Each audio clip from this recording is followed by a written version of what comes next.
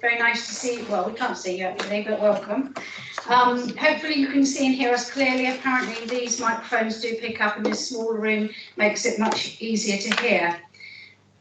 We move on to item, oh sorry, actually before I do that, can I just, for the benefit of people that can't necessarily see everybody, we have Councillor Debbie Andre, Councillor Jonathan Bacon, Councillor Paul Fuller, Councillor Chris Jarman, Councillor Julie Jones-Evan, Councillor Phil Jordan, Councillor Carl Love, Councillor Ian Stevens. We have Chris Potter, our monitoring officer. There's myself, leader of the council, Claire Shand, who is deputising for the acting chief exec, and we have Sarah, who is our scribe. Simon Wiggins is in the room. We have a number of council staff as well, and actually directors and officers, I think. And we have one further councillor. Thank you. So, moving on to item number 1 on the agenda, which is the minutes of the previous meeting. Is there any recommendations to those, or would someone propose a propose acceptance, Chairman? Okay, so that's proposed by Councillor Paul Fuller and seconded by Councillor Carl Love. Was there something you wanted to say, Councillor Stevens, or were you going to? Oh, voting. You were voting. Okay, all those in favour, thank you. Sorry. You were ahead of us there, Councillor Stevens. Speed Gonzalez, thank you. Generally am. I'll just sign, thank you.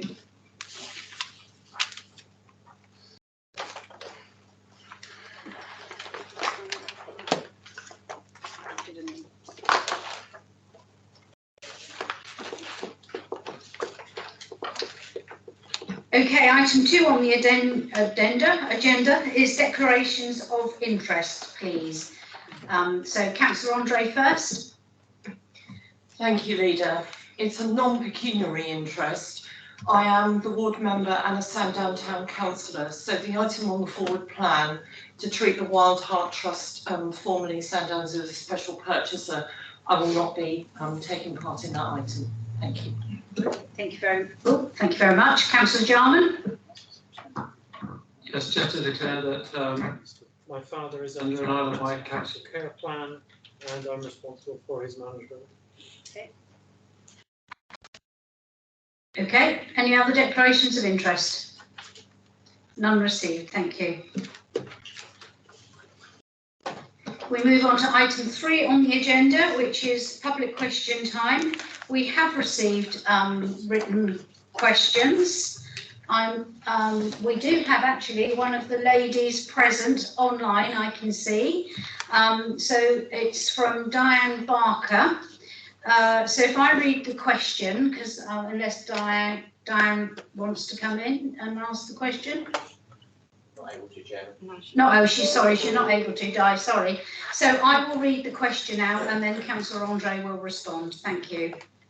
Given the published data that shows island primary schools are carrying over 300 surplus places for 22-23, equivalent to 2 average schools, and similar data year on year for at least the next 5 years, resulting in 1,500 less children in our schools by 2027 than currently, can Councillor Andre give clarity regarding the local authority's future school place planning strategy, and within this context, the rationale behind further deferment of a decision on the Rookley and Chillerton Primary School? Councillor Andre, over to you. Thank you. Thank you for your question, Ms. Barker. The response is as follows. After considering carefully all the responses arising from the consultations about the future of Chillerton and Rookley School, we have decided that the Council will not be proceeding to issue a public notice to close the school. This unequivocal decision provides certainty to parents who can now apply to the school for places in full knowledge that its future is secure. Officers are currently working on a wider school place planning strategy. The emerging strategy will be shared with school leaders later this term and then discussed at the Policy and Scrutiny Committee for Children's Services when it meets in September. This administration believes that schools are one of the fundamental pillars of a community and that they play a vital and central role in village life, especially within our rural communities. In addition, there are opportunities within the Education White Paper recently released which allows for fresh thinking about small schools. And I have asked officers to explore these opportunities carefully to inform our future strategy development. Thank you. Thank you very much. We've received a second question from Dominic Coughlin to the leader. It says, despite meeting the consultation deadline, the consultation response from the National Education Union is not included in the Cabinet papers. We request that it is shared with e-Cabinet attached. If the island is to move back to 2 weeks at half term, we would suggest that the Christmas holidays start from Friday the 22nd of December, see attached model, allowing for more equal term lengths and potential learning gains. Would the Council consider this model as opposed to the one in 5B Appendix 3? Councillor Andre, if you could read the response, please. Yes, thank you to Mr. Coughlin for his question. I can confirm that I have read the NEU consultation response and considered it in my decision making. The recommended 2023-24 school year reintroduces a 2-week October half-term holiday following a public consultation. The particular pattern of term and holiday dates in the 2023-24 school year that was consulted upon and recommended in the decision papers shows schools breaking up for the Christmas period on the 19th of December, 5 days before Christmas Day. The feedback from schools is set out in the appendix to my decision report, but did not propose shortening the period of time in the Christmas break before Christmas Day. Breaking up on Friday the 22nd of December would only allow 2 days before Christmas Day. Therefore, taking account of the full range of responses to this consultation, I will proceed with the recommendation to Cabinet. Thank you. Thank you very much. We move on to item 4 on the agenda, which is Chairman's announcements. The only thing I would like to say is thank you to my Cabinet and all of their staff teams and directors that are working absolutely hideous long hours in trying to bring items that are on our corporate plan to fruition. So thank you all very much for your hard work and your dedication. It's exemplary and I'm very proud of you all. Thank you. Moving on to item number 5 on the agenda, which is Councillor Andre. Gosh, you've got a busy night tonight. Item 5A, which is post-16 transport statement, please. Thank you. Thank you, Leader. The statutory guidance from the Department for Education on post-16 transport requires local authorities to prepare and publish an annual transport policy statement each year. The post-16 transport policy was thoroughly reviewed last year. We have reviewed it, we've brought it back this year, but there are not the changes. We don't feel that any changes are necessary because it was reviewed last year and it is a very good policy. The recommendation, shall I read out the recommendation, Leader?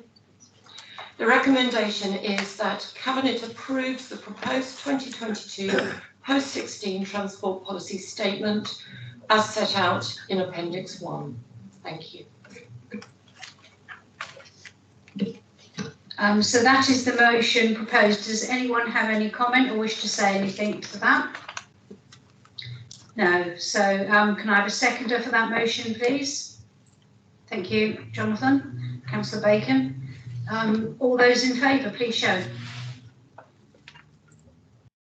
Unanimous. Yes, unanimous. Thank you.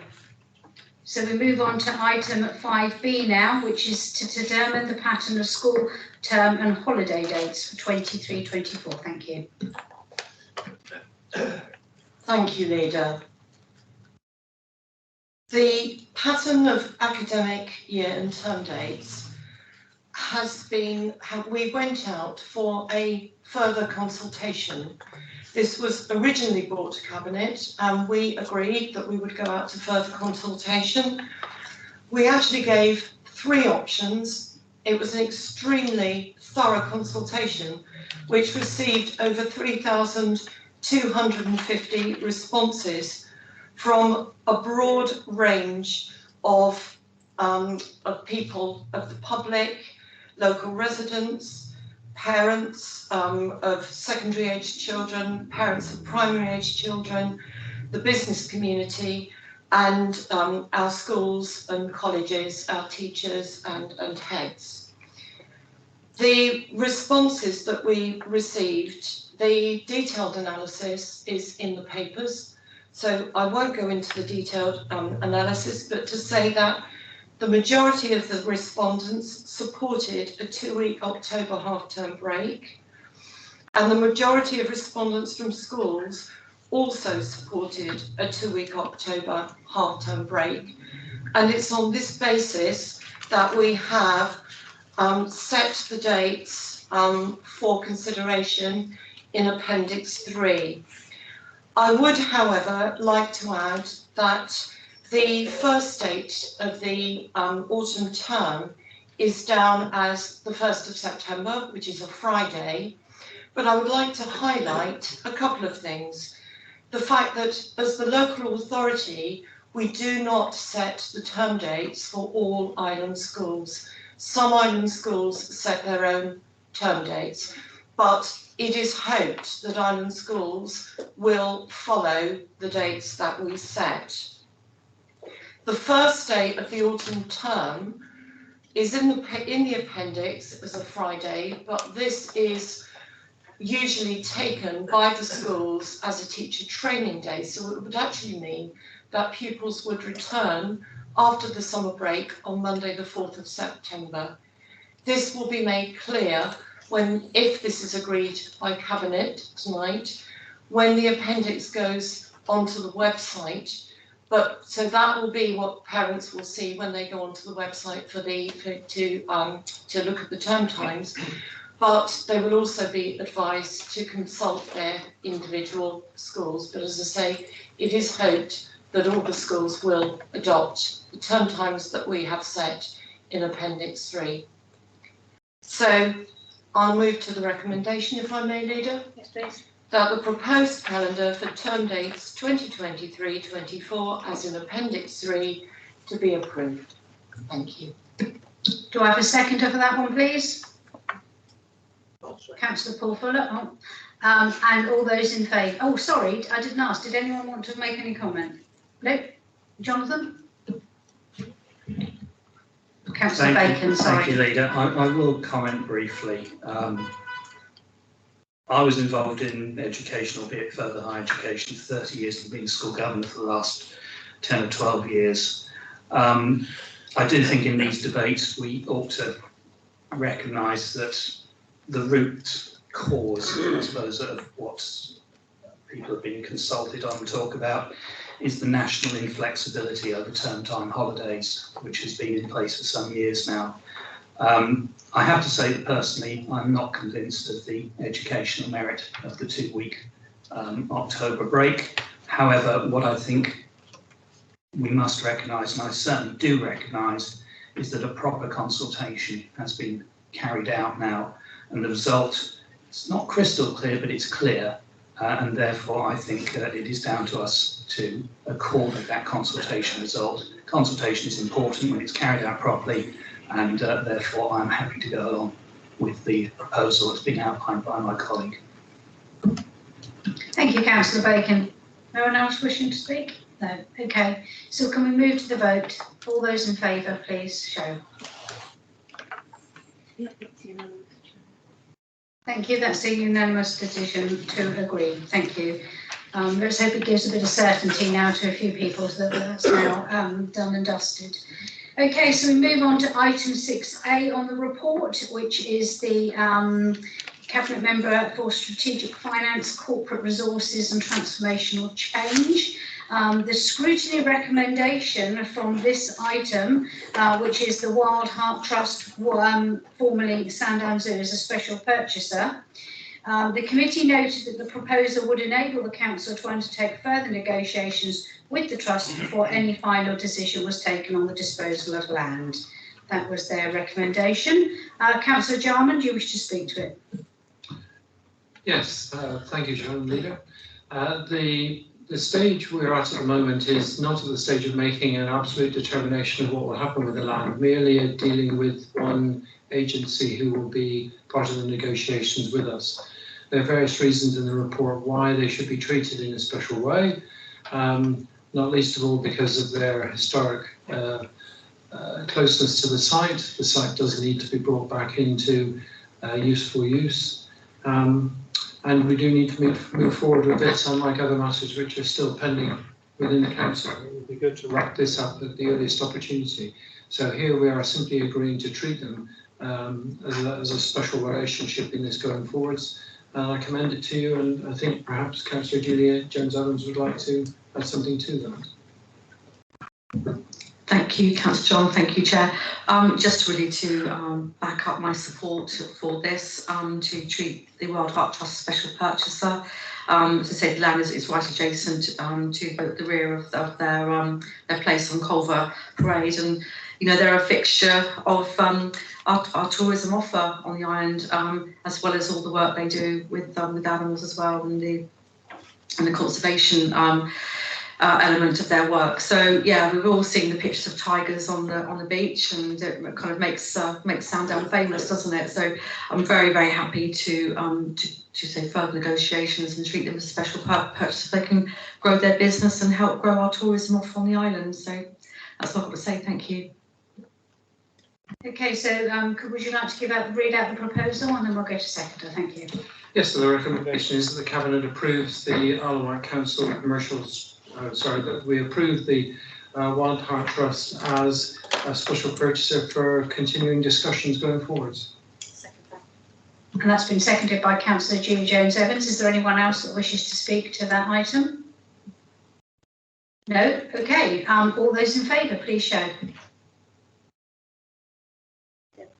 That's unanimous with the exception of Councillor Andre not voting. You agree with that? Yeah, he did. That's unanimous. Obviously, Councillor Andre declared an interest, so I'm sure we'll look forward to hearing more about that. Okay, so we move on now to item 6B, which is the commercial strategy. I will just read out the recommendation. Oh no, there wasn't a recommendation. No, there wasn't. Ooh. So that's you, Councillor Jarman. Again, thank you. Yes, thank you. This paper is really the beginning of a process. I think when we came in a year ago, and we're almost at our 1 year anniversary now, we realised that financially there were some opportunities to deal with things in a different way within the council, to be more opportunistic. We knew that to move forward with our plans, we needed to engender an atmosphere which was perhaps a little bit more embracing of risk-based judgments, which had more of a business foundation to it. And I'm very pleased that this paper has been brought forward jointly between myself and the acting chief executive, and the team have done a great deal of work in pulling this together. It covers our route forward, the policies that we'll be adopting, but importantly also some changes in attitude which will be engendered throughout the organisation, some training elements which are needed within the staff profile to enable that to take place. And this really is the gateway into starting the process of transformational change within the council, and I fully endorse it. Thank you very much. Is there anyone that wishes to speak to that? Councillor Jones-Evans. Thank you, Chair, and thank you, Councillor John, for bringing this paper forward. Yes, I mean, this is been work that's been started. I think it was started probably about 4 years ago, something like that, through one of the scrutiny committees, and I did input into an earlier version of this. So it's great to see the journey this paper's become. The paper's taken. Sorry, I'm particularly pleased to see the new element of the community wealth building aspect of this. You know, how we as a council can look to use our resources, on the money that we spend anyway, how we can spend that perhaps locally to support the local economy. So I know that Councillor Richard Quigley has been doing some work with CLES about community wealth building and doing some training within our officer teams here on the Isle of Wight Council. So no, I think it's excellent, and look forward to seeing it start to reap rewards for the whole of the island's economy, as well as us as an organisation. Okay, so that item has been proposed. It's been seconded by Councillor Jones-Evans. If there's no one else wishing to speak, we will move to the vote. All those in favour? Unanimous, Chairman. That's a unanimous vote again, and I look forward to that. We've watched some exciting projects. I look forward for them coming to fruition, Sharon. Okay, so we move on to item 6C now, which is the Wightcare Business Unit. And if I read the recommendation from scrutiny, the committee recognised that fees have not been increased since 2018 and services provided were discretionary. The business model for Wightcare was being developed and would be reported to Cabinet by September 2022. That was the outcome of the scrutiny. Councillor Jarman, this is you again. Thank you, Chairman. This document covers two elements. The first element is agreeing to move forward now with the fee increases that we'd agreed as part of the budget process last February. And secondly, to initiate a formal all options review of the Wightcare business unit. It does follow on in many ways from the commercial strategy that we dealt with just now, in that it starts looking at Wightcare as a discrete business entity. In the past, that's not always been the case. And within their financial model that they've used, there's been, for example, in common with other areas of the council, no need for them to absorb any element of costs for administrative fees. We haven't looked to offset against them the fleet management elements, which they've obviously taken advantage of, and other elements. So here, this will be looking at them in the totality.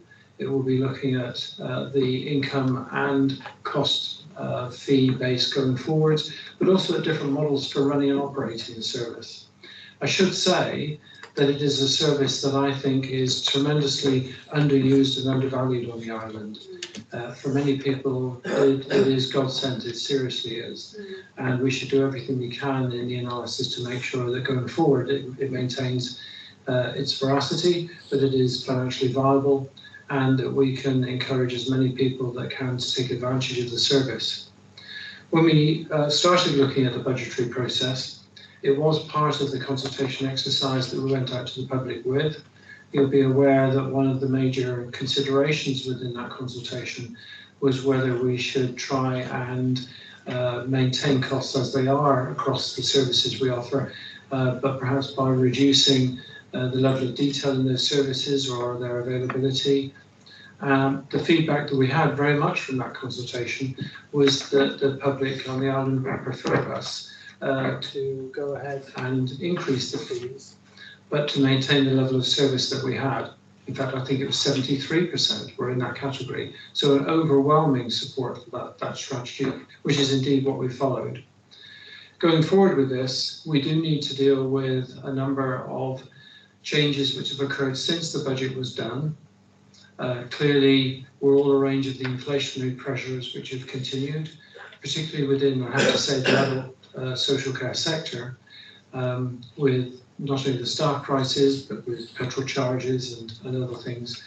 And so I don't want to forejudge what the outcome of this will be over the next few months, but it will need to stand on its own 2 feet as a model. It is not right that we continue to take money from the front line, from those absolutely critical services in adult social care, and subsidise a commercial entity. It does need to be viable in that way. I think that Councillor Love may have something to add. Thank you, Chair. Just to reiterate that this is an invaluable service which is provided to the people of the Isle of Wight as a discretionary service, but it's actually much more than that. It operates 24 hours a day, 365 days a week, a year. Can't get that. Twice I've got that wrong. and it serves approximately 2,200 people, which has been fairly constant, looking at the figures over the last few years anyway, in terms of services.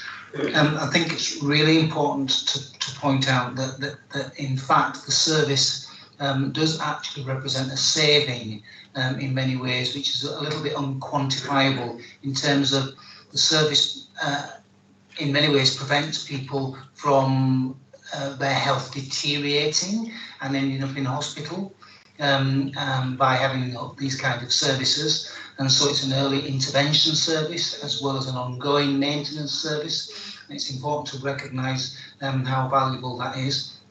It's a service that I personally don't want to lose from the island.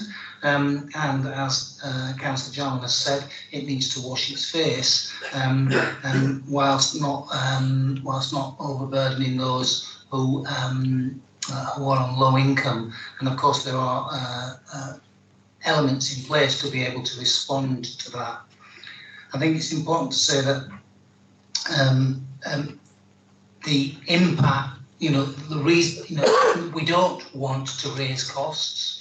We've never wanted to raise costs, but we are where we are, and I've said this before, and I'm going to keep saying it again and again, is that the impacts of austerity and a continual declining negative budget, resulting in 3 million this year, the 3 million next year is going to be challenging, of which my particular teams will have to face something in the region of about 1.7 again, in that sort of region, in terms of reductions. We don't like to use the word cuts because we're trying, this council is not a council of cuts. We are trying to maintain the position that we are in, and that means income generation and, of course, some small rises. And while it's regrettable, as my director said the other day, we're talking about a few pence a week for some services and other services, because there are many different services within it, costing a little bit more, but certainly not beyond £4 per month. The point is that if you're in a negative budget, you have to make adaptations. We work with our partners in health very closely in order to minimise any impacts from that. We will have to do something quite significant at some point down the future, unless government gives us the promised money that Boris Johnson said he was going to give us, which was to fix adult social care and bring that forward. We cannot sustain the current losses of government funding that we are doing, and therefore we have to radically change in a way that many of us find unpalatable and almost impossible, I think. But that is still some way away, and hopefully I'm optimistic that we're going to get some more money in the near future and move forward from there. So I thank Councillor Garrett for actually asking us to review that. We've said we're going to review the document positively and move forward from there. Thank you, Councillor Love. So the proposition has been put forward, seconded by Councillor Love. Is there anyone else wishing to speak? Yeah. Councillor Phil Jordan. Thank you. Thanks, Chair. I'm really pleased to hear that it's discretionary. Can we just double confirm that either Councillor Love or I'm not sure, Councillor Jarman, which one's going to do this, but it is only discretionary services that we are increasing charges for in this proposal. Is that correct?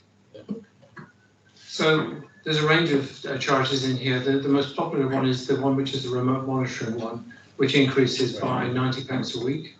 That's what it comes out at. I don't think looking at each one of them in individual percentage terms often helps, but if we look at what is really the landmark part of the service, which is remote monitoring, that's what it is. Many of the services which are wrapped up within Wightcare at the moment overspill into other areas of the council. And so there are statutory functions which they become involved in, I think as we all know, and then there are elements which are specifically discretionary and choosable services from a large menu. I think that menu will probably grow, by the way, in the future. I like the idea of even introducing out of the home monitoring, and I like the idea of introducing, remote camera monitoring for doorbells and things like that. So there's a lot of potential to enhance those optional services going forward.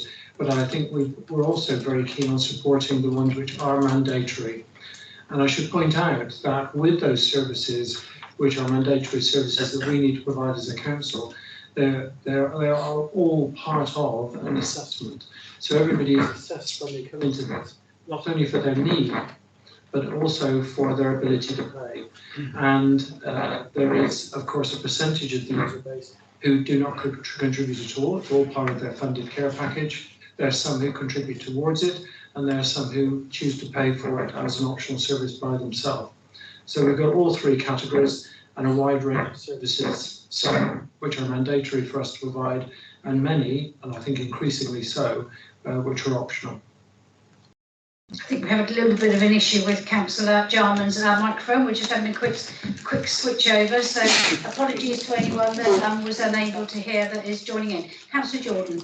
And thank you for that, Councillor John. And finally, the increases that we're considering are roughly in line with a previous decision this council took to increase each year the discretionary charges are along the lines of CPI. Is that correct? Yes.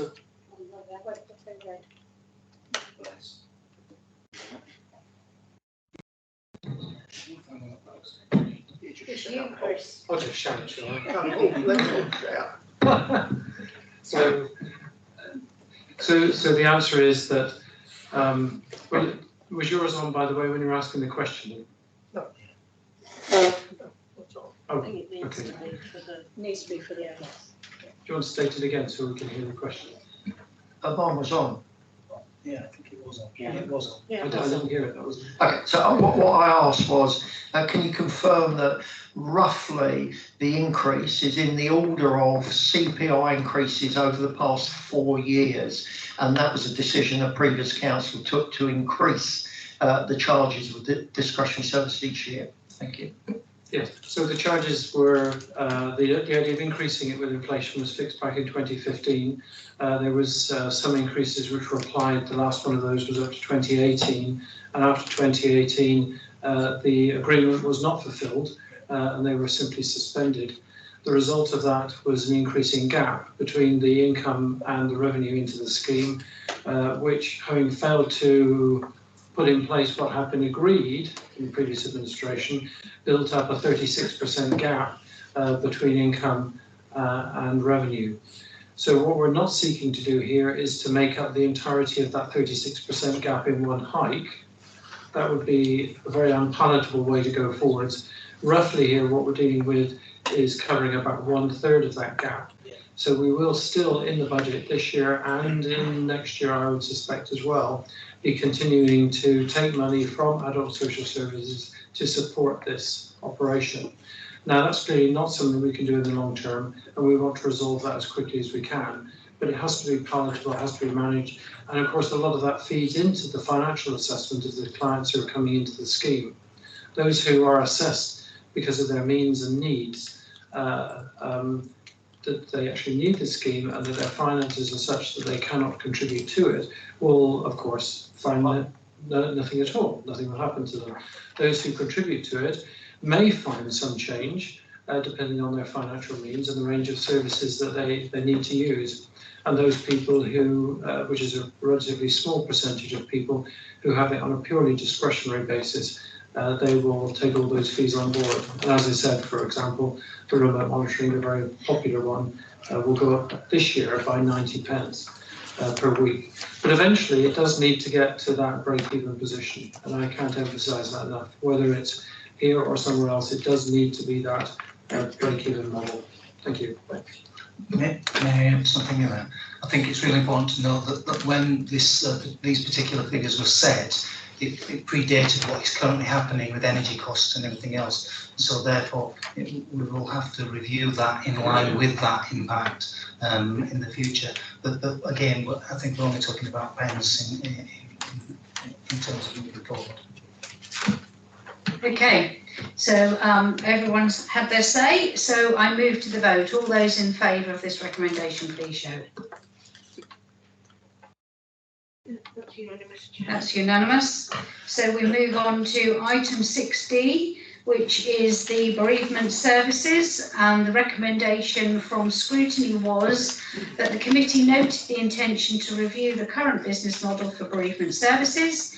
The impact of energy prices upon cremation costs was highlighted. Councillor Jarman, over to you. Thank you, Chair. Yes, this follows a very similar idea to the previous one, in that we are looking at the bereavement services as a business unit here and seeking to identify the full cost and operational structure that they should follow going forwards. Noting that, of course, bereavement services is not one single element, for example, cremation activity. It is a broad range of services, including both cremations and burials and the management of those graveyard sites. So we're not seeking to identify and then do an analysis simply of one component of it. This is of the whole of bereavement services as a business unit, including the apportionment of administrative costs from the council and other elements going forwards. It was highlighted the impact of the gas prices, and this is not something that was wholly foreseen when we did the original budgetary calculations, and will need to be looked at again going forwards. Of course, the analysis will take on more than simply the financial elements. There are emotive components within this in terms of the burial and disposal options which are investigated, including which of those are on island or offline, the mechanisms employed, and we do have some services which still have some capacity, for example, the burial at seas option. So it will be an all options analysis going forward. It will look at embracing all of the cost apportioned to it from within the council, but also trying to anticipate some need to build up elements within a reserve to deal with enhancements to the cremation and other facilities going forwards. One thing I should point out is that there was an error in one of the papers that was listed relating to the direct cremation fee and originally to the live streaming fee, in that the table of increases in line with inflation which were applied in the budget initially mistakenly took the live streaming fee and incremented that. That's a new fee, so it is remaining as a new fee basis, and that's correctly in our own document. And the direct cremation charge, we are keeping pending that financial review of that business model at 450, which is an extremely low competitive fee. We're doing that mindful of the situation that many people find themselves on the island. We all face issues of poverty and distress at the moment, and we would not wish to be adding to that burden unnecessarily. So maintaining a very low competitive element is part of the strategy we've decided to follow. We're all aware that the cost of gas has increased quite dramatically, and that is, within the cremation service, a very sizable part of the budget. Not the only one, but it is a sizable part of it. And the analysis we go forward will need to embrace not only the increase in gas charges that we've already found, which are about fourfold, and bearing in mind we are not protected by the domestic cap, which the government provides, and anticipating quite substantial increases yet to follow in the October round of negotiations with utilities. There was an anticipation at one stage that the gas prices might be a short-term increase that we could absorb in some way. I think increasingly that looks very unlikely, and the team, certainly within the staff base, are like-minded to that this is an increase that will persist for quite some time. So the model needs to look at that forward anticipation. We can't wait to be retrospectively increasing fees. We do need to anticipate some of them within the model. I should have said I'd declare an interest because I've already purchased my plot from the Isle of Wight Council, ready for my looming death. Hopefully not too soon. Councillor Jarman, if you could read the recommendation, please. Yes, indeed. So coming back, the recommendation is quite a lengthy one. It's that we agree the fee structure for the changes agreed in the 2022-23 budget, implement them from the 1st of July or earlier if that's possible. That we identify alternative savings which are available to cover some of the losses from delaying that implementation. And key, that the Cabinet undertakes a review of the bereavement services business model and to agree a formal business analysis and plan for the service going forwards. Okay, do I have a seconder for that, please? Councillor Ian Stevens, thank you very much. Did you wish to speak? I think it's been adequately addressed by Councillor Jarman, and he actually has pointed out the pressures with the energy rising costs. So I think that people should be aware that at this moment in time we'll be chasing the game with regards to the price per unit for our energy with cremations, etc. And I think that in the near future we might well have to look back and assess where we are and where we should be. And that's across the council in actual fact, Chair. You know, it's not just bereavement services, but all of our service areas will be under pressure. Thank you. Okay, thank you very much. Councillor Jones-Evans. Thank you, and thank you, both councillors, for bringing this paper forward. And it's obviously a difficult topic sometimes to talk about, but inevitable. And obviously the financial situation that we're being faced with, the increase in utilities, I think it's something we really need to look at properly and fully. I was just reading through some of the legal implications. I understand, perhaps you can correct me if I've got this wrong, Councillor Jarman or Councillor Stevens, that the Isle of Wight Council, the Isle of Wight has one of the sort of last sea burial sites in Britain, and some people see that as a very green way to go, as it were. Especially if you want to go back and feed the fish, you enjoyed eating fish all your life. I think that's like one way that I would like to go. So I'm just wondering, it's not covering legal implications. So I just wondered if sea burials are going to be looked at with this review you're going to be doing. Thank you. Yes. In a nutshell. We'll see. Okay. No, well, I'm not going to, because I've got my plot now and I've paid for it, so I'm not going to waste it. So, all those in favour of this recommendation, please show. That's a unanimous decision again.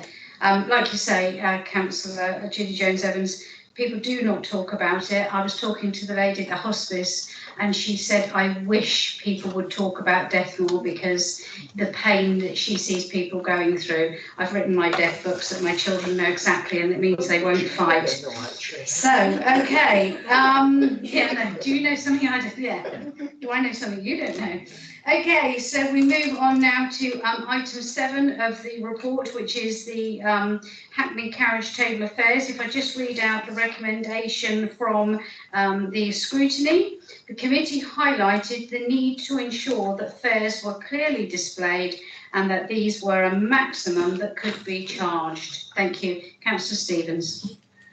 And scrutiny were quite right, because that is part of the legislation with Hackney carriages. But what I would say is, I just want to refer back to your remarks, Leader, and say that out through the window behind your back there's a blue sky and sun is shining. And can we just lighten up the proceedings a little bit? Anyway, moving straight back into agenda item 7A.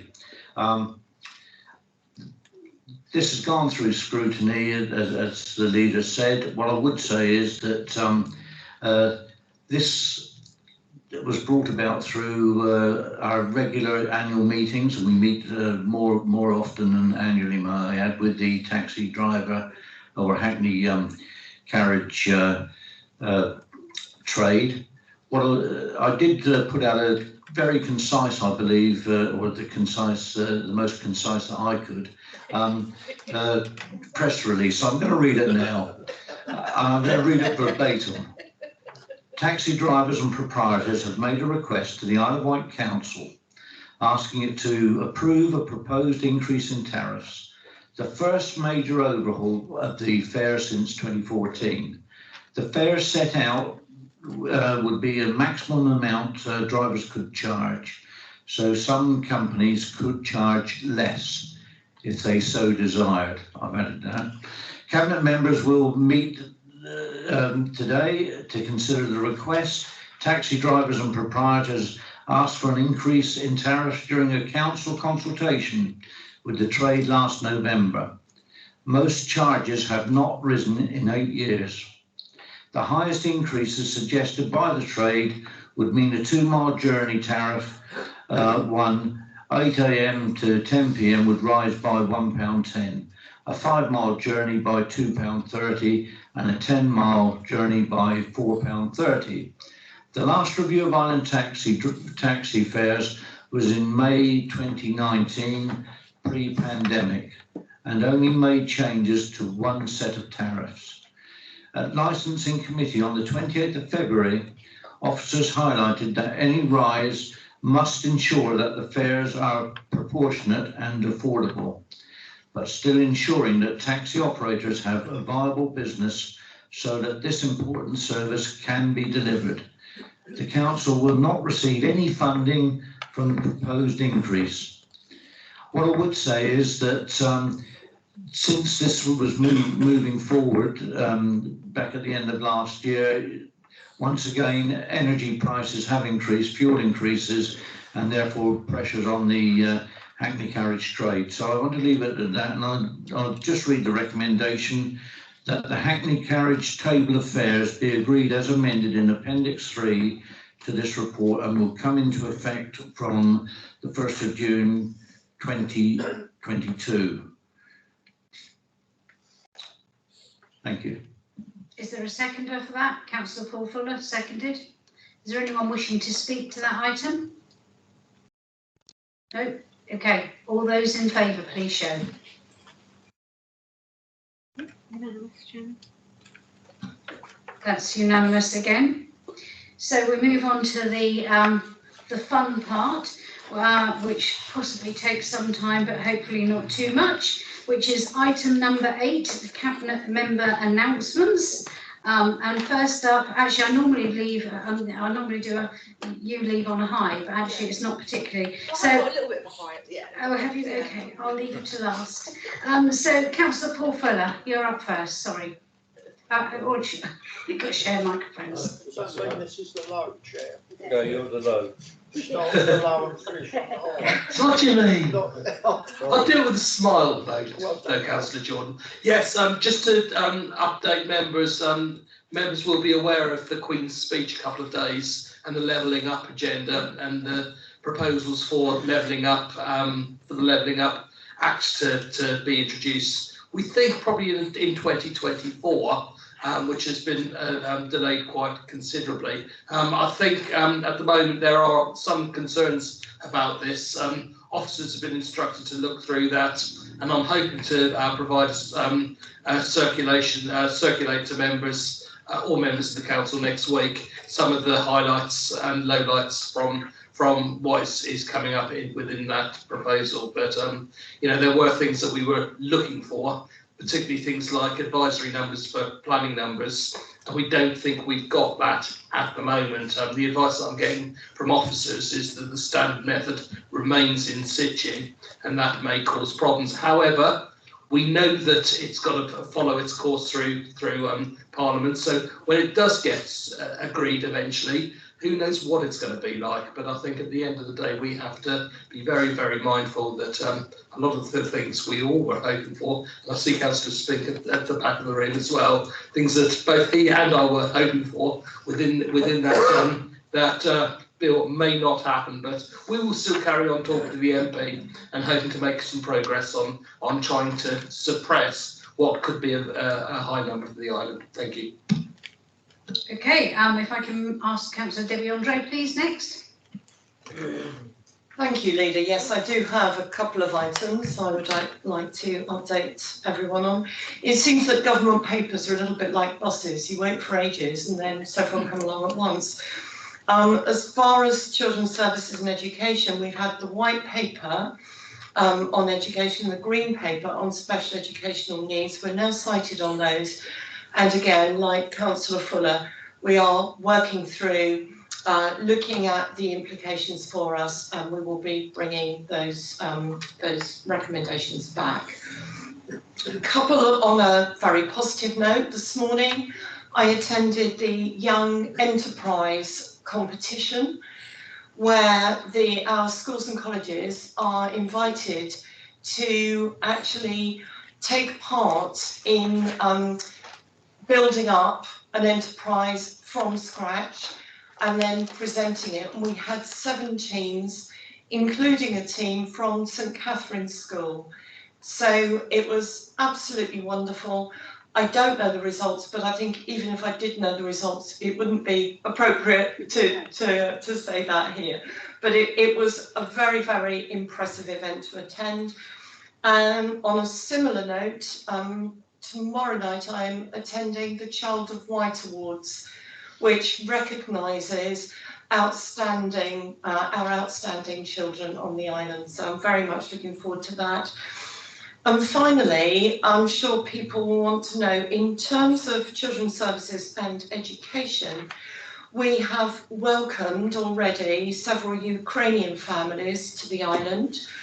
Inevitably, this has added extra pressure on our education and children's services, but we are confident that we are on top of the situation, and we will monitor this closely as the situation progresses. Thank you. Thank you very much. Councillor Love, you're next.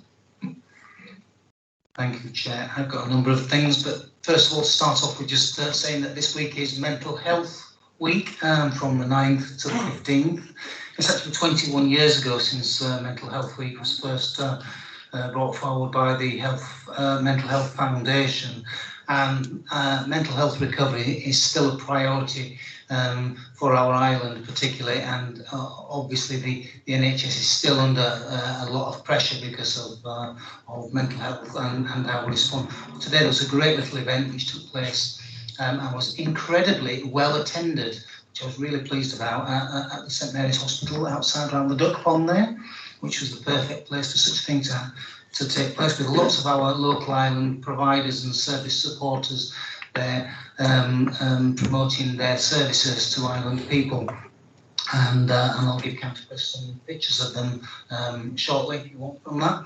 So that's the first thing. The next thing to just note is that the Health and Care Bill received royal assent on the 28th of last month, so it now becomes the Health and Care Act. And we're still working our way through that document because we're still short of some of the guidance and things that goes with it in order to implement.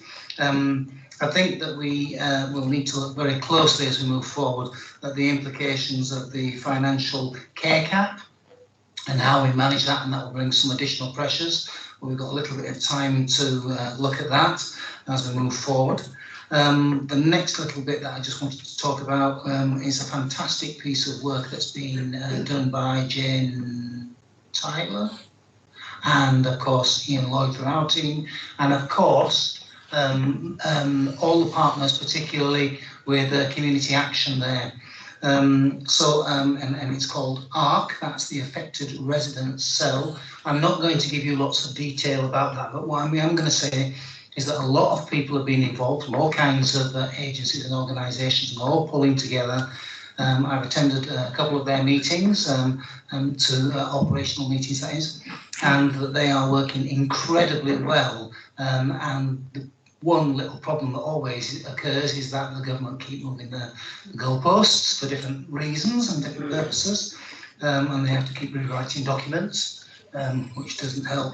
But I can say that so far that the response has been incredibly good by the island people. They're very positive, and these people are very independent people and want to work, And so some people have already moved into a working relationship. There are some people who are claiming benefit, but not a huge number. It has slowed slightly in terms of the numbers that are coming to the island so far, but it's not appropriate for me to give out lots of details at this particular meeting because some of that's confidential. The workforce position within adult social care has very slightly increased, as with improved is the word, as with the NHS. And we've been at the NHS Trust Board meeting today, where we talked about some of the very positive initiatives that we're working with the council.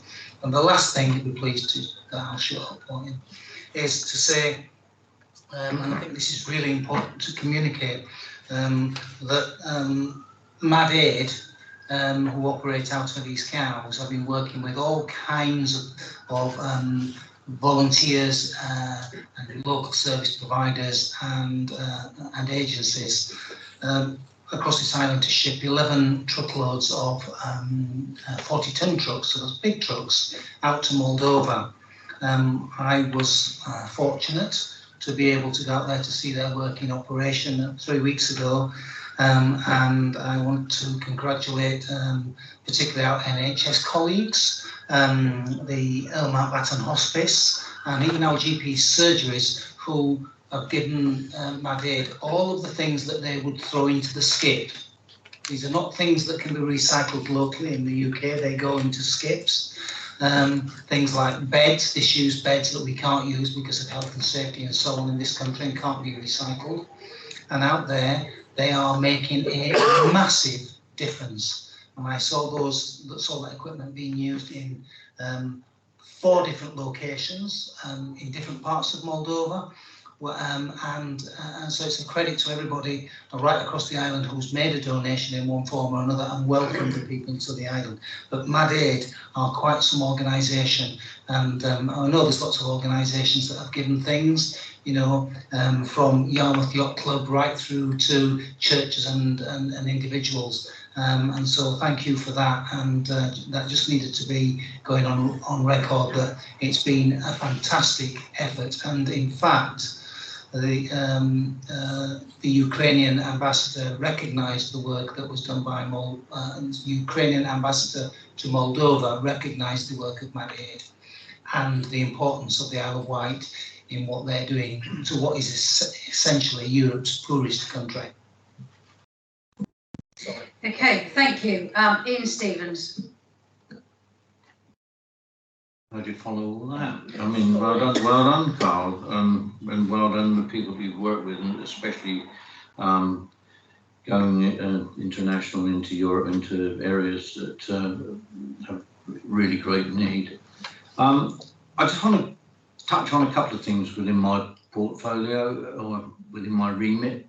The first being fire. The white paper has now been given royal assent and is going to be launched, I believe, on Fire Day, which coincides with our full council day. So I won't be going to Westminster to take part in the celebrations. At last, we've got the white paper through Parliament. So that's coming forward. That's also with a fire safety paper and fire prevention document as well. So Lord Greenhalgh, the Fire Minister, is putting out all the stops to make it one good day. I should be on the Isle of Wight and send my, how can I say, send my fond wishes to them and my apologies at the same time. So that's the first thing. So I think that, you know, I've been with the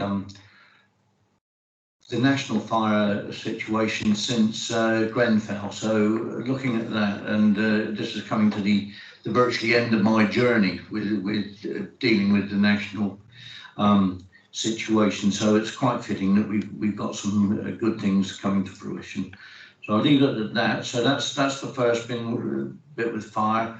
Working obviously with Hampshire and Isle of Wight Fire Service with regards, and indeed the PCC, trying to get them to come together with a blue light centre, one public estate, and it's going forward at a slower rate than I wish, but we'll keep the pressure on that. The other thing is that I want to touch on homelessness, but what I want to do, because we've had the situation with the IPS, the Island Planning Strategy, and I just want to mention that since the Island Plan Core Strategy in March 2012, there's been a significant shortfall in new housing. The shortfall is 1,244 homes. When you consider our homelessness situation, if we could actually have drawn in even 50% of that number, it would have alleviated a lot of problems, not only for the families and the individuals concerned, but also indeed our social and healthcare partners. So I look at that, and I'd like to also mention then, because I'm no good with figures, I've got a few figures here, and I'm going to read these out to you. They are quite revealing in actual fact. And I'm going to read you out the number on the housing list at this present time is, well, up until when I got these figures, because obviously it fluctuates, is 2,466. One bed requirements total 1,185. 2 beds, 756. 3-bedroom requirement is 402, with a 4-bedroom requirement of 104. 5 and 6 bed requirements total 19, brings you to 2,466. I'd like to also say that at this moment in time we've only got 5 rough sleepers, but they're all being cared for by our social care and health workers out in the community. Number of homeless people being supported under duty and discretionary and emergency accommodation, both single and families, is 65. What I would say is single and couples are 23 in total, and families 42.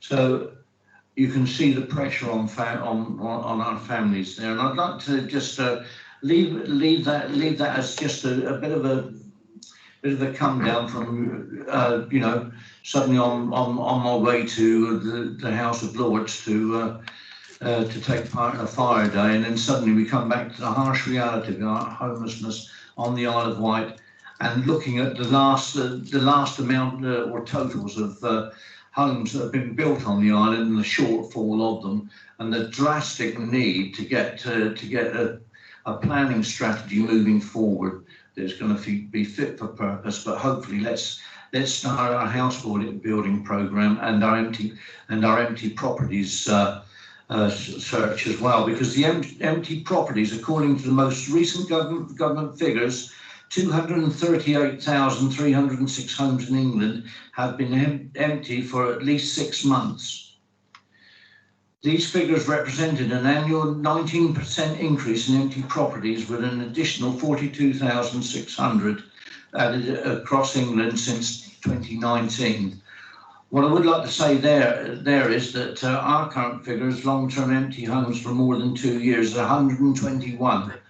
That's properties that have been left empty for more than 2 years, 121 of them. Equate that with what I've already said about our needs, and also look at empty properties more than 6 months is 449. And that will tell you that just empty properties alone, without putting any bricks and mortar, we've got a sample there that we could actually go to work on and try and alleviate some of the problems and distress within our community. What I would like to say is that at this moment in time, we have a sickness within our empty properties team, and unfortunately, that's once again slowing us up with where we should be and what we should be doing. Thank you. Thank you, Leader. Okay, thank you, Councillor Stevens. So move on now to Councillor Jonathan Bacon. Thank you, Leader. I think those are very stark figures that Councillor Stevens just outlined, and as he says, they plainly show we have a housing need, but most interestingly show where and what that housing need is. And I think we all must be, all councillors and indeed residents must be very conscious of that. It occurred to me when I was just thinking what to say, I haven't actually bought a paper before the Cabinet for a wee while, but I'd like to assure you that work is continuing in my portfolio, particularly on developing the climate change strategy and integrating biosphere principles into the way the council operates. I think after hearing what Councillor Stevens has said, some might think, well, is that really that important? But I would just like to make the point that very much what those principles are about and what our climate change strategy is about is ensuring that there is housing, that it's good housing, that it's sustainable housing that will support people and the communities they're in. So it does have a strong relevance. One mundane matter I would like to remind people of is that the new household battery recycling collection service is now operational. There's a special box on vehicles, so small batteries can be placed in a small sandwich type bag and put on top of your black bin for collection.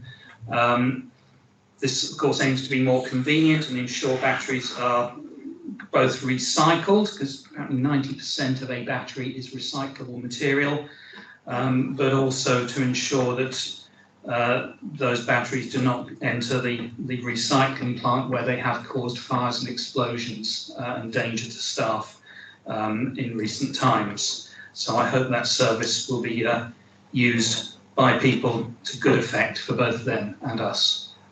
Nothing else to add, Leader. And when is that effective from? From last week. Super. I'll put mine out with those. Okay, so finally, Councillor, Phil Jordan's decided. Now, earlier he said he didn't want to say anything. Now you've decided, have you? Yeah, it's just because it slipped my mind, Chair, at the time.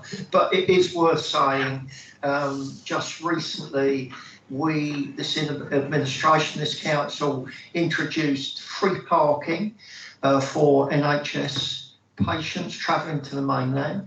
I know from representations it's caused some distress in the past because of delays to ferries, delays to treatment and so on, and you have the added worry at a difficult time. So a lot of the treatment is for cancer patients, with the distress of worrying that you may have a parking ticket or you're running over your time. And we've dealt with that, and we've put into place a system so everyone leaving this island for treatment can park in Yarmouth or Cowes or Ryde for free. There are ways of reclaiming the money and so on and so forth. But essentially it's free parking for those patients travelling to the NHS treatment. So it's a good news story. I didn't want to take Councillor Jones-Edwards' good news story, but we are delivering these things, so thank you, Chair. I can, and thank you, Councillor Jordan, because I know we've been pushing that for quite a while on our transport infrastructure meeting, and I'm quite pleased that I was able to start the one in Cowes in cahoots with Northwood House, which is really, really very good and very well. Oh no, hang on, Councillor Jordan. I've forgotten, I'm being remembered. Of course, we also delivered an hours free parking system in Newport. So that's a system we've worked with Newport Community Council and delivered that. So that's a system, I can't remember when it started, but very recently. So thank you. Oh, it starts in 2 weeks' time. So another thing we've delivered on parking. And finally, while I did think, I continue to work. God, I didn't speak as long as you. I didn't be talking 30 seconds. I continue to work on improving the offer to NHS travelling patients. in terms of priorities on the ferries and obviously free travel, that's going to be quite difficult, but just increasing the service offer. So we're continuing to work on that via cross-chamber work with the Chair of Health Scrutiny, with the NHS, and through friendly lords in the House of Lords. So we're working on that. We're hopeful of some improvement. Thank you, Chair. Yeah, much needed and very much appreciated. I know, again, through our transport infrastructure meetings, I know how hard we're working to try and achieve that and working with the cross-Solent travel operators. Okay, Councillor Julian Jones-Evans, you'll eventually get there. Thank you. Thank you very much, Chair. So we've got a few bits to update you on. So tomorrow's a big day. I'll go to Southampton to represent the Isle of Wight because the City of Culture judges. I'll be visiting the city all day. And I'm part of a panel in the morning for the regional partners, and there's a lunch there where we'll have a judge on our table. So we'll be able to wax lyrical about the Isle of Wight and about how important the City of Culture will be for Southampton and for the whole region. So very much looking forward to that. Last week I went to visit Innovation Wight. That's our business centre that's being worked on at Northwood next to BA Systems. So that's coming on very well. I think we're looking to go on stream about end of June, July time.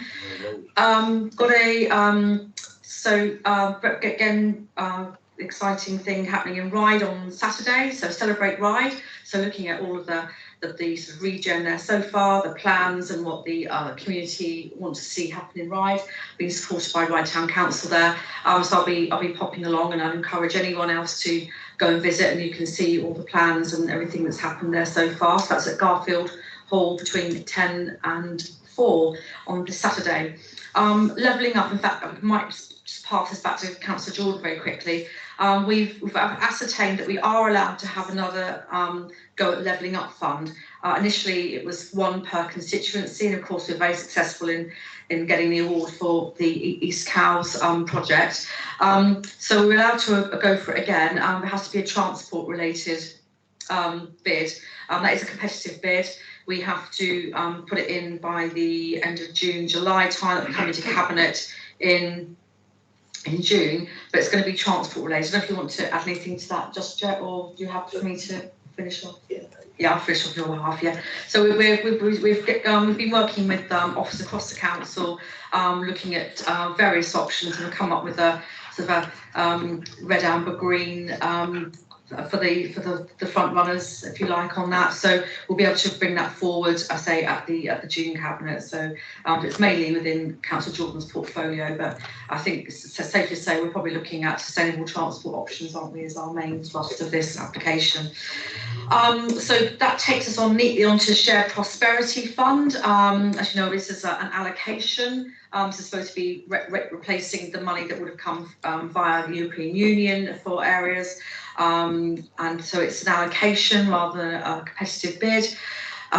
We previously were thinking we were going to get many millions of pounds.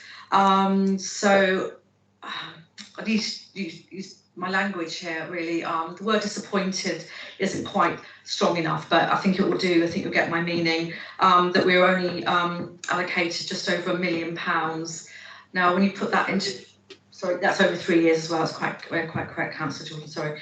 So it's £1 million over 3 years.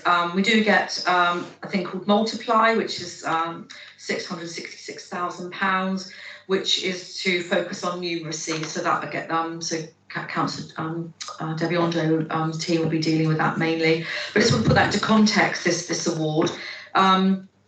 All the district councils across the country were also given about £1 million, so they don't have all the responsibilities that we do as a unitary, and the similar allocations were given to Southampton and Portsmouth as well, so we're all sort of in the same boat together. But when you look at Cornwall and the Scilly Isles, they're all £129 million, and they've got a population of about 560,000, so you know that's roughly just under 4 times as much as us. So it is really disappointing. We are meeting with our MP on the 24th of June now, because we'll still be putting forward a proposal to use the Shared Prosperity Fund, and we've just started working on that now. That has to go. That'll be going to Cabinet in July for our way we're going to spend it. Also has to be agreed and signed off by our MP. And we had an economic development board this morning where we got some early soundings on our initial thoughts there.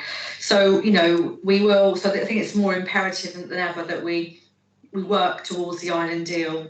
There's a lot of work being done on this. We had the Treasury sponsored report in, I think was that about October, September time, Leader, wasn't it? Showing actually the differential between the very lowest, we're £10 million short a year just to run our services, and the upper level that they came to was, I think, 63 million. So I mean, it is mind-boggling. So you can imagine how disappointed and frankly gutted we were. But we'll be putting something together.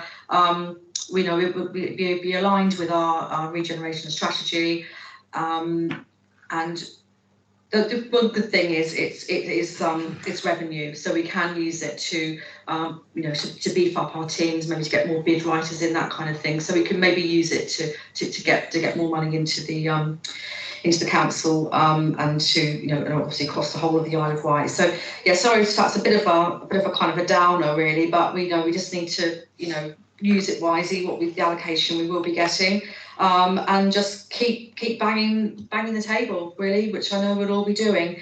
So I'm going to finish on a high because I don't want to be bringing us all down on that. So just wanted to talk about leisure centres very quickly. So our leisure centres recovery post-COVID, we're on about 67%. On our one card users, so that's great because I think nationally other leisure centres are nowhere near that, so we're doing very, very well. We've also the Salex grant that we put into our leisure centres and across many council buildings, the energy efficiency, of course, that's coming into its own now.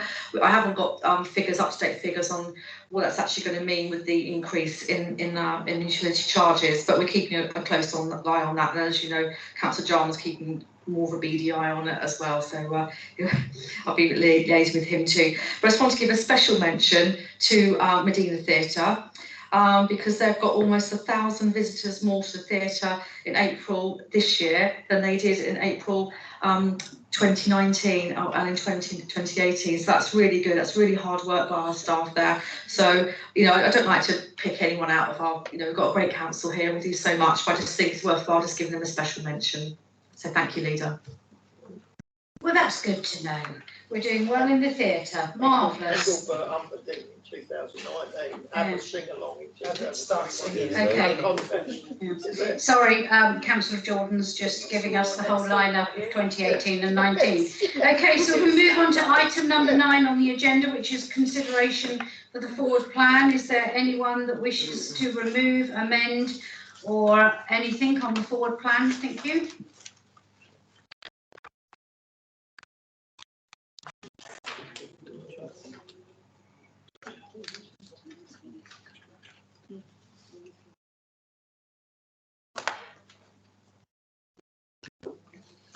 Thank you, Leader. The decision on the future of Chiltern Rookley is down for June. Now that we have issued the statement, that needs to be removed from the forward plan. But we did put in our statement when a timeline for it. Thank you. Thank you. Okay, no one else wants to change? No? Okay, that's fabulous. So we move on to the final item on the agenda, which is item 10, which is members' question time. We have received no written or electronic questions, which means that we do not, we can give a written response to the question. Councillor Spink. Thank you very much, Leader. Leader, firstly, I'd like to apologise. Oh, sorry, I thought you'd done that. Thank you. Firstly, Leader, I'd like to apologise for the fact that this is an oral question.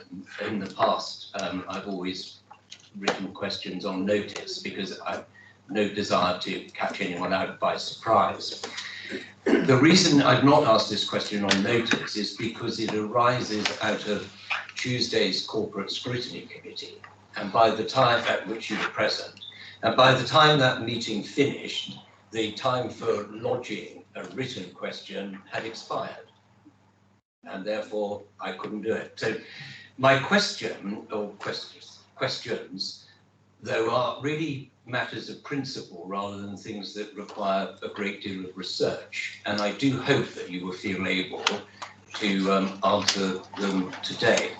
Now, I firstly set the scene in two relatively short sentences and then ask my two questions.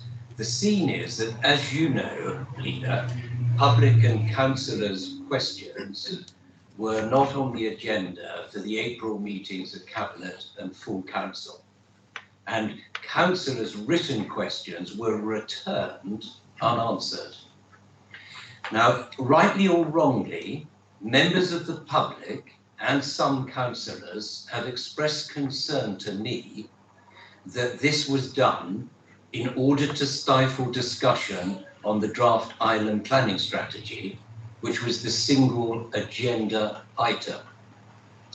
My questions are, and the first one I suspect you'll be able to answer quite easily, I hope, is this, that having been expressed to me as genuine concern by members of the public and councillors, whether they are right or wrong, that expression of concern should be taken seriously by this council. That's my first question. Are you able to say that you agree with me that it should be taken seriously? It is. It is. Well, I'm asking the leader if you agree that it should be taken seriously. I would appreciate it, Councillor Yes. Stevens, if you'd allow the person to whom I've addressed the question to answer and not your good self. Thank you, Leader. The second question is that how then can the council take it seriously? And my second question is, do you agree that it is in the interest of open and transparent local government that there should be a full and thorough investigation of why the decisions were taken, by whom, and in what circumstances? I will give you a written response. I Thank think you. that's, if I may say Councillor so, Speak. well, I think if I may say so, that's extremely disappointing, because how can it not be, this is my final question, how can it not be in the interest of open and transparent open and transparent government that there should not be, as it were, a full and thorough investigation of why those decisions were taken? How can that not be the right thing to do? And why do you need research? Councillor Bacon. Leader, I'm happy to try and help here, because I was also sitting in the scrutiny committee and I heard a very detailed answer to very similar questions from our monitoring officer, Mr. Potter, on Tuesday evening, and I thought that the situation was made quite clear. There's a bit of a gap in the constitution that's being looked at, but that is overridden by national legislation, so there's no breach of rules. Questions are still possible in such meetings on agenda items, even if there's no separate agenda item for questions. So I believe it's clear that there was no, as asserted, attempt to block questions or avoid questioning, because that was perfectly permissible and possible if the meeting had taken place. I'm really not sure why that message hasn't been taken on board. Well, may I explain, Councillor Bacon, why I've not taken it on board? And it's this, that the answers given by Mr. Potter did not include who the decisions were taken by, why the decisions were taken, and in what circumstances. And those are three very important questions to restore, and hopefully they will restore, the members of the public and the councillors who have expressed concern. And the corporate scrutiny matter for such an important issue was given 15 minutes. The time for that was extended considerably, if I may say so, by the very lengthy and somewhat repetitive nature of answers to what were fairly simple questions. And I think it's a great shame and a great disgrace that this council cannot answer this perfectly proper question. That's it. If you're not going to answer it, I'll turn my microphone off. Okay, thank you very much everybody for your attendance. The meeting is now ended. Thank you, Leader. Thank you.